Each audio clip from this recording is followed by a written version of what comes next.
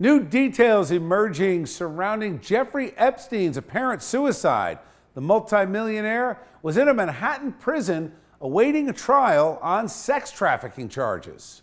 An anonymous source close to the inner operations of the facility now telling the Associated Press guards in Epstein's unit were working, quote, extreme overtime shifts the morning of his death.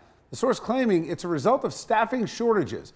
Epstein was on suicide watch after officials identified bruises on his neck last month, but he was taken off suicide watch at the end of July. Attorney General William Barr says an investigation into Epstein's death is crucial, saying it, quote, raises serious concerns that must be answered.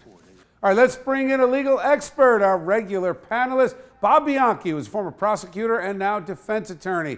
Let me ask you first, as a former prosecutor, what goes on now in the case and the victims? Well, as a prosecutor, I am going to personally be looking for all of those other individuals who may have aided and abetted him in this massive conspiracy to solicit and human traffic underage teenage girls, and then get underage teenage girls to get other underage teenage girls, both internationally and through multiple states in the United States, and have them now indicted and facing the music.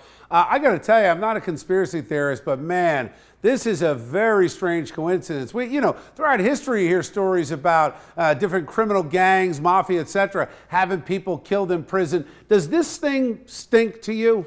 Every unattended death is a murder case.